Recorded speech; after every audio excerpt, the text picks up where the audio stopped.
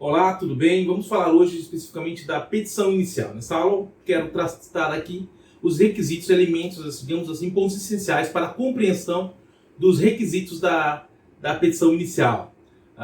O processo de conhecimento, como sabemos, está dividido praticamente em 4 fases. Nós temos a fase postulatória, a fase organizatória, a fase instrutória e a fase decisória. A petição inicial, especificamente falando, bem como a resposta do réu, estão ali estão inseridos dentro da fase postulatória, aquela fase regulada a partir do artigo 319 a 335 do CPC, do Código de Processo Civil Brasileiro. Na análise da petição inicial, o primeiro ponto que nós devemos levar em conta é a regra da propositura da ação. A propositura da ação está regulada lá no artigo 312 do CPC. Estabelece lá dizendo: considera-se proposta a ação quando a petição inicial for protocolada. Então, a petição inicial já se mostra relevante porque é a peça que dá início à ação, ou seja, propõe-se a ação a partir do protocolo da petição inicial. Uma regra que nós devemos ler em consonância com aquilo que se estabelece no artigo 284 também do Código, ou seja, a questão de que, uma vez proposta a ação, ou seja, protocolar a petição inicial, ela deve ser distribuída havendo mais de um juízo. Então, havendo mais de um juízo, dá-se também não só a protocolo, como a distribuição da inicial, né?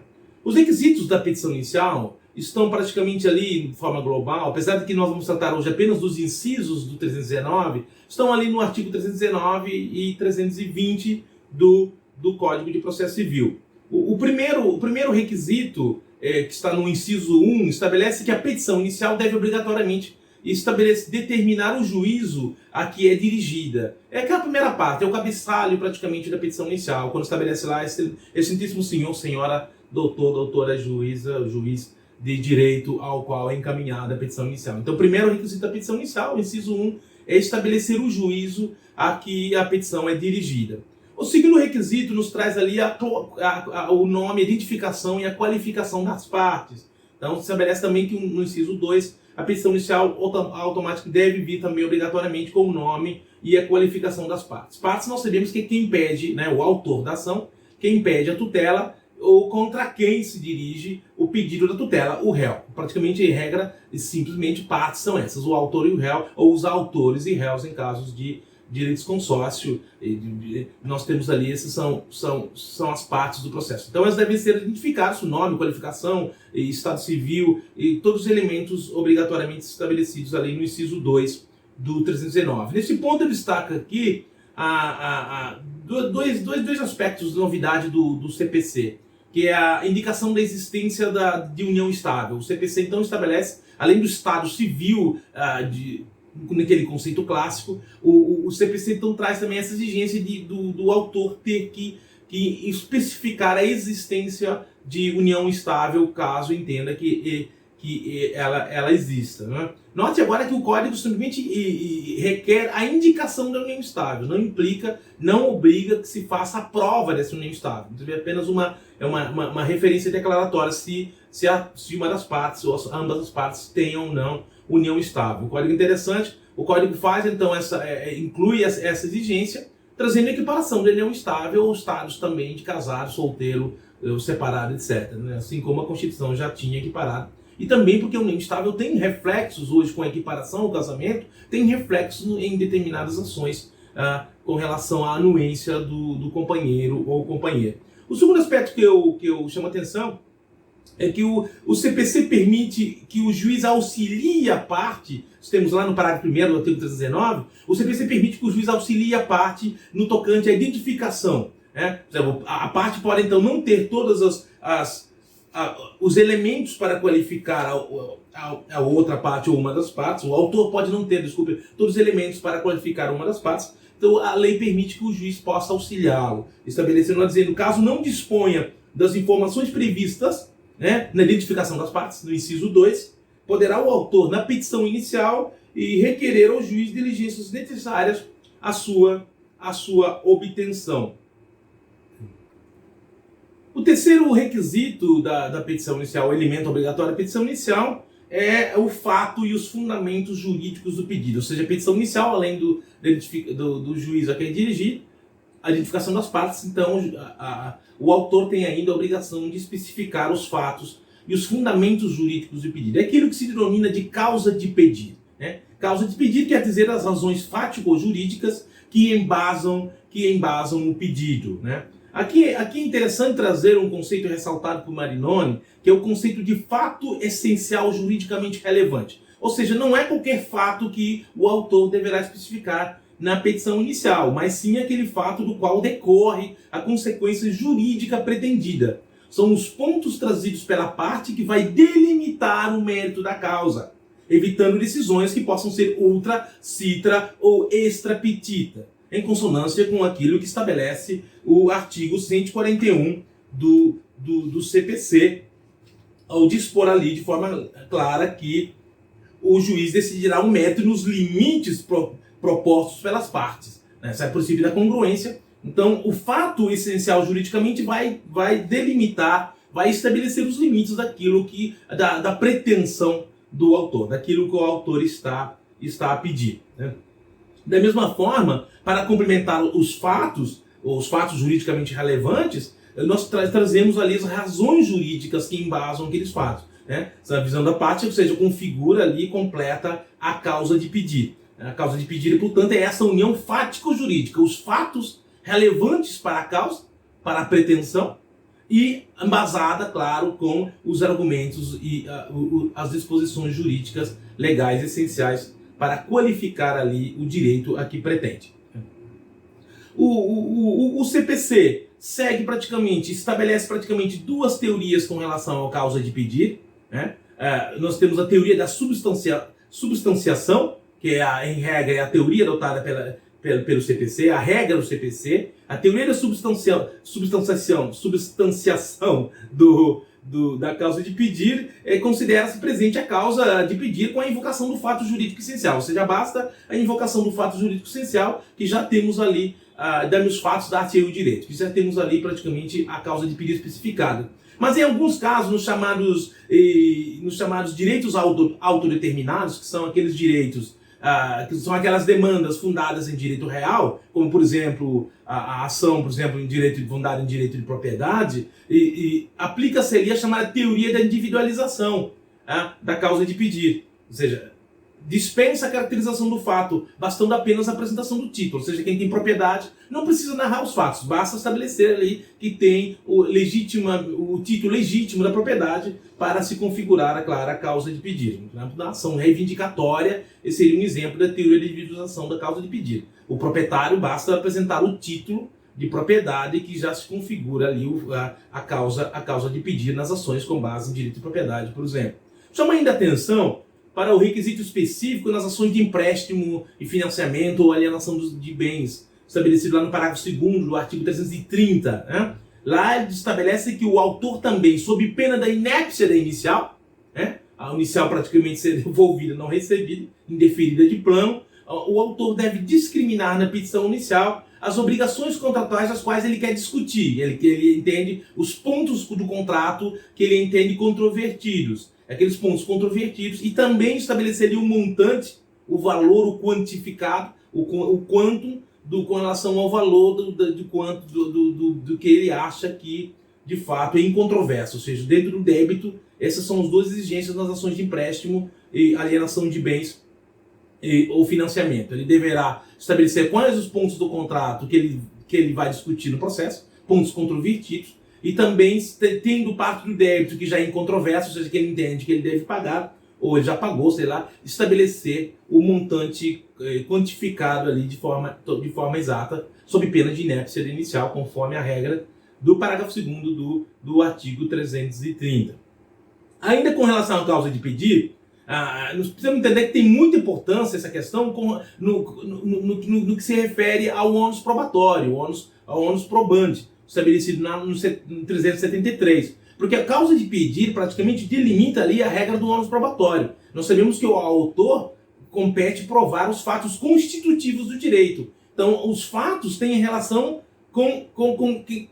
a causa de pedido, desculpa, tem relação com esses fatos constitutivos, enquanto que o réu competiria ali apresentar fatos modificativos, impeditivos ou extensivos da relação jurídica deduzida no processo.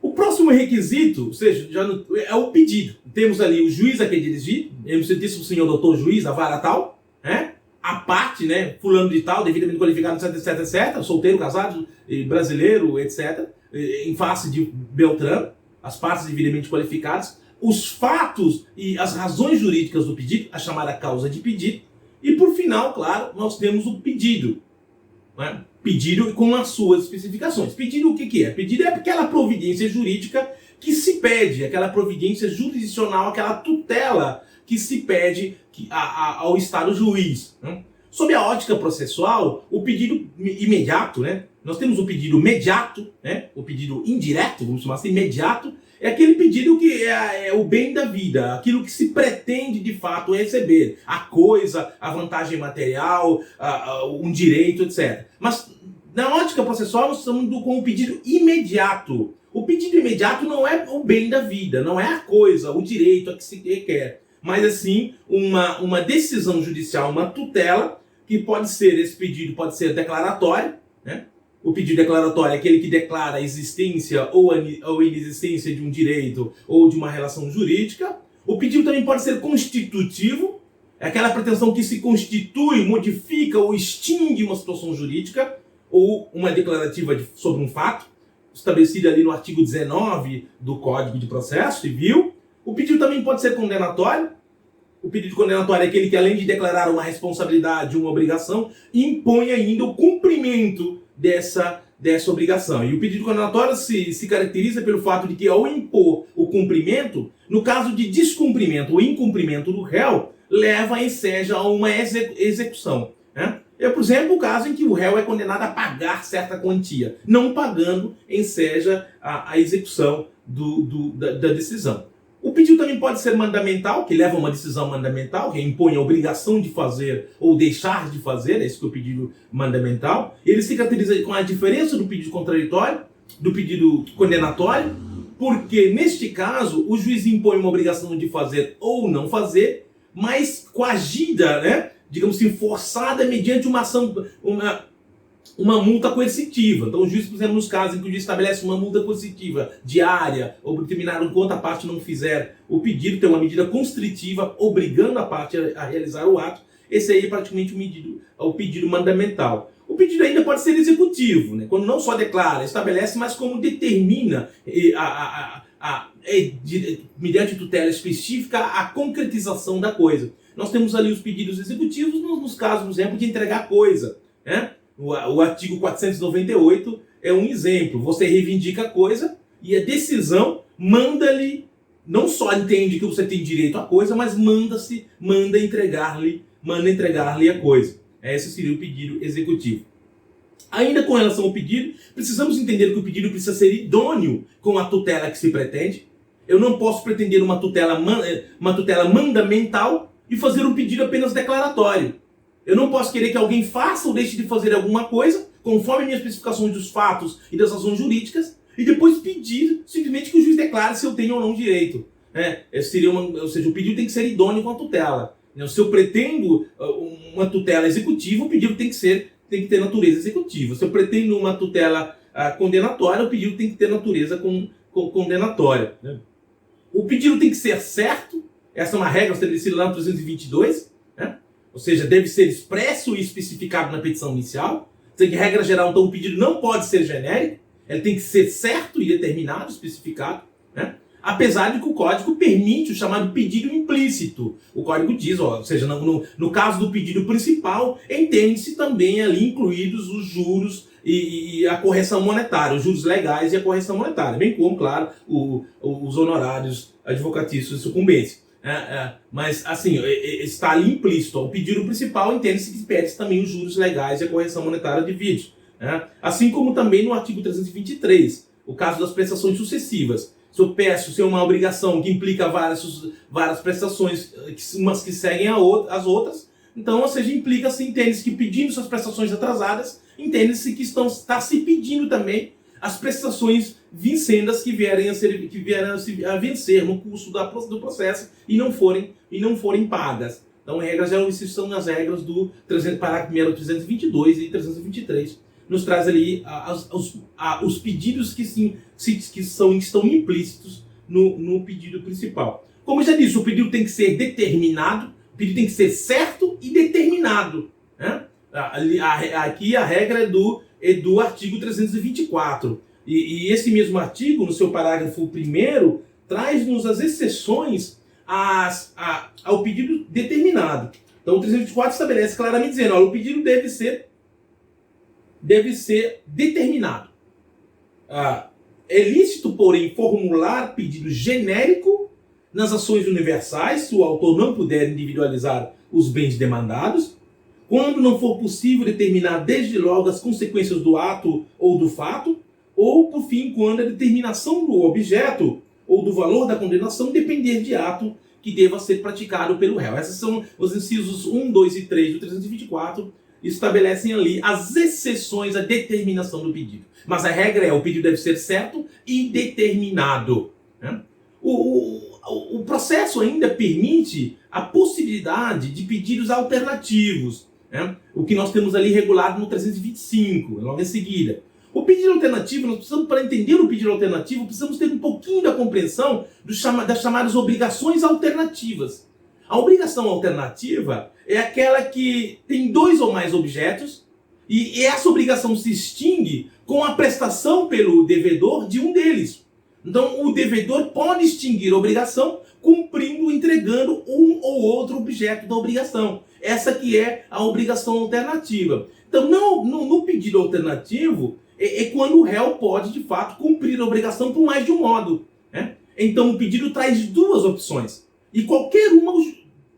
Claro, em regra geral, ao réu cabe a escolha do cumprimento. Então, o juiz acaba de mandar o réu para fazer a escolha. O chamado favor debitóris. Né? Mas, assim, o que precisamos entender aqui no âmbito processual é que a tutela se cumpre com um ou outro pedido. Eles não são alternativos naquele sentido de que um talvez venha substituir o outro. O cumprimento se dá a obrigação se extingue, a tutela também se dá com o cumprimento ou a condenação, a indicação de um ou de outro objeto. Que, como falamos pela regra do direito civil, a escolha em regra geral, caso o contrato não estipule de modo diferente, a escolha em regra geral incumbe ao devedor. Né? E essa obrigação alternativa, é interessante também, já aproveitando aqui no âmbito do direito civil, mostrar que assim, tem uma diferença com a chamada obrigação facultativa.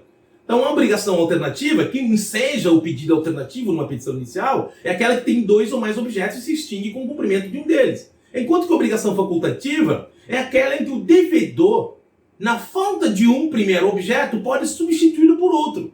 Trata-se, nesse caso, de um objeto simples. Ou seja, o devedor, o réu, teria que entregar o carro, mas aí tem uma cláusula que estabelece que na falta, no perecimento desse carro, ele poderá, por exemplo, entregar uma moto.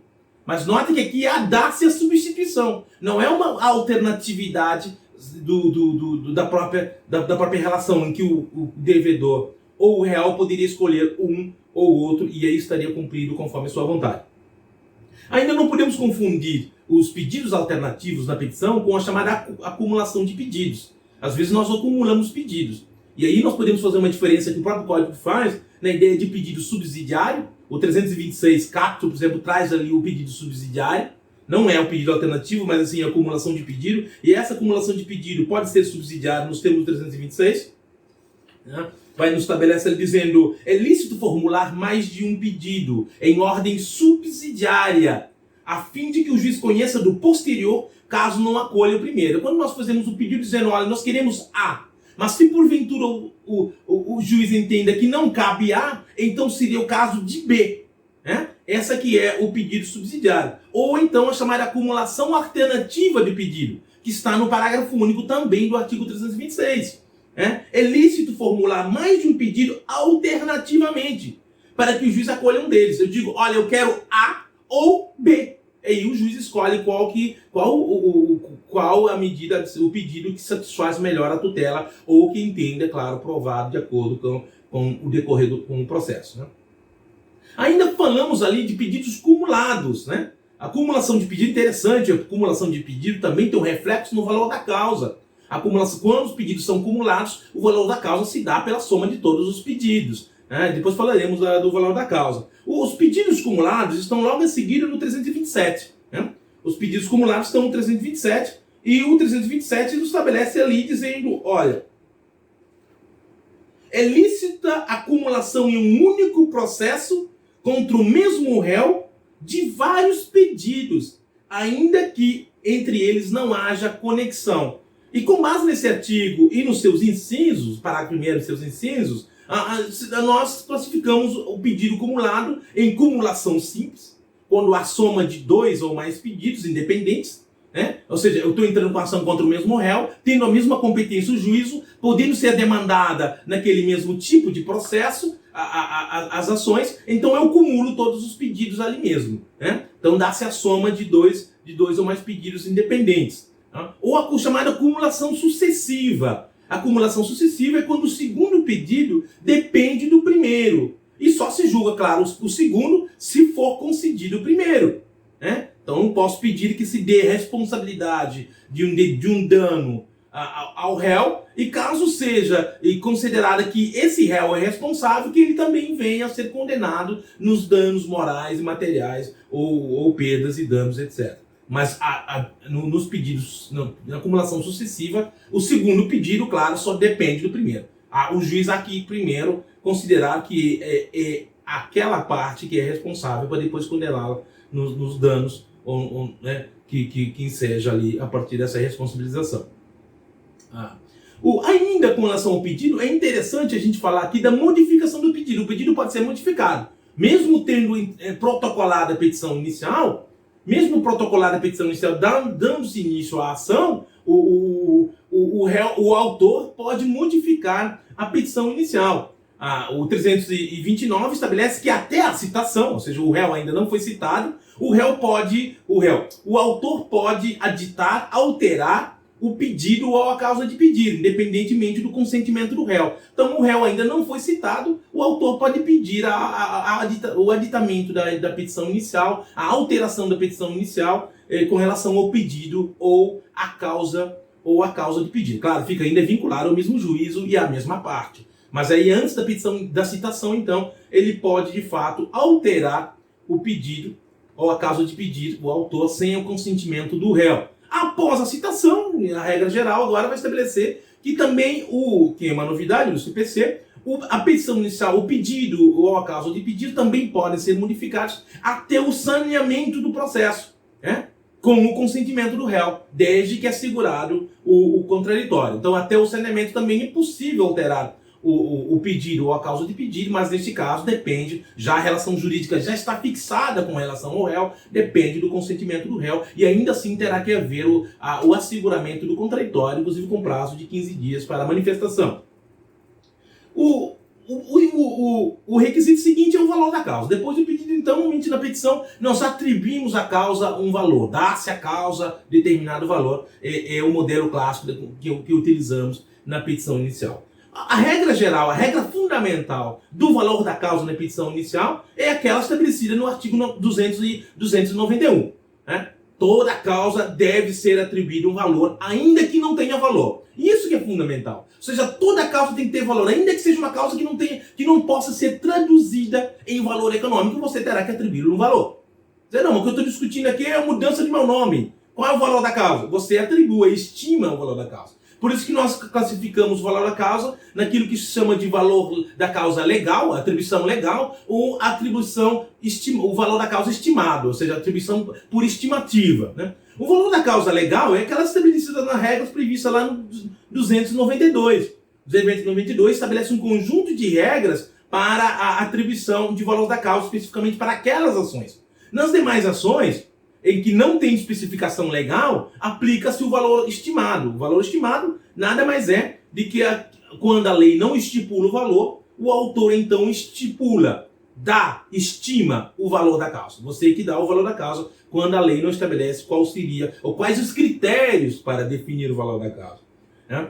Observe, por exemplo, quando a gente falava do pedido alternativo, que no pedido alternativo, diferente da acumulação, na acumulação, se for todos os pedidos está pedindo, os pedidos acumulados, nos pedidos acumulados você soma todos os pedidos que você está a fazer. Mas no pedido alternativo, o valor da causa é calculado, estima-se, define-se pelo valor econômico, pelo pedido que tem maior valor econômico.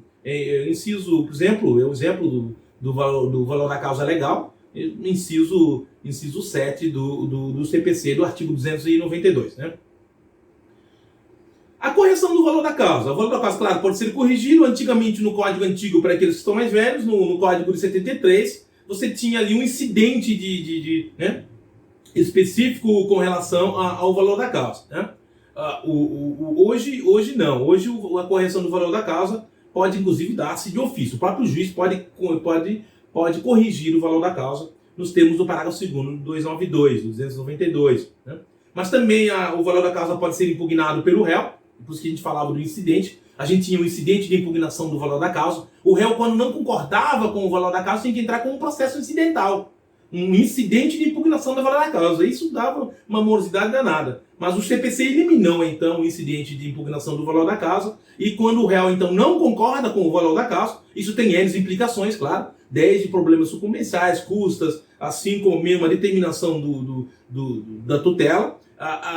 O réu, então, não concordando com o valor da causa, poderá contestá-lo como preliminar da contestação. Então, a contestação do valor da causa pelo réu tornou-se uma preliminar da defesa do réu, da contestação dentro do processo. Né? Ainda, estabelece o CPC que o autor deverá indicar os meios de prova que pretende provar o alegado. Essa é uma regra que na prática forense se tornou uma declaração genérica. Normalmente, na petição vem, pretende provar o alegado por todos os meios de provas admitidos em direito, nomeadamente do testemunhal, documental, etc. Faz um conjunto de especificações.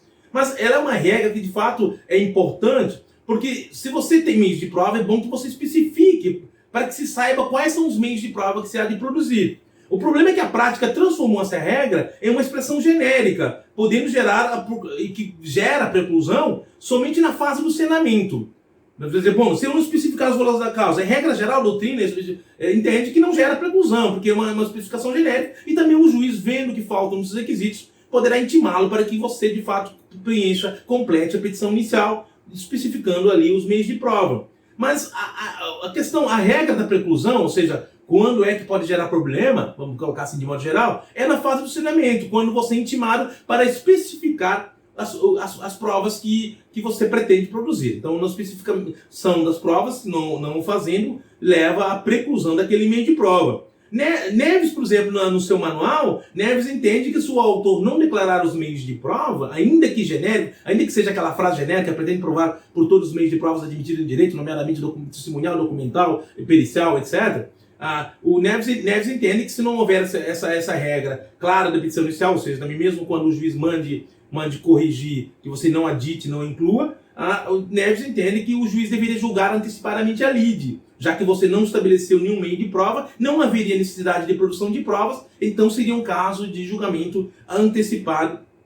na lide. Por final, uma também novidade do CPC, o CPC trouxe a possibilidade do autor dizer se deseja ou não, em regra se não deseja, na verdade, se deseja ou não a realização de audiência de conciliação ou mediação. Então o autor na petição inicial já pode estabelecer que não deseja a realização de audiência de conciliação ou mediação. Lembrando que tem alguns processos, alguns casos específicos na lei em que a conciliação ou mediação são obrigatórios. Então, lembrando que essa aqui é a regra geral. O que o CPC fez é trazer a conciliação para todos os processos, que não se realiza somente se ambas as partes, autor e réu, rechaçarem essa possibilidade. Então, o autor se manifesta pela não pretensão, por exemplo, de audiência de conciliação. Se o réu também se manifestar no mesmo sentido, não haverá audiência de conciliação. Caso contrário, ou seja, terá que ter, pelo menos marcar-se a audiência de conciliação. Claro que nenhuma parte é obrigada a conciliar-se, mas a audiência de conciliação terá que ser obrigatoriamente marcada se as duas partes não recusarem essa possibilidade. Né? Por hoje é só, é uma matéria, tentamos ali especificar e trazer alguns aspectos importantes da petição inicial. Espero que ele seja útil. e continue os seus estudos. Complemente sempre com mais leituras e repita esse vídeo quanto mais puder, né? Clique em gostei, né? E inscreva-se no canal se não tiver inscrito. Obrigado.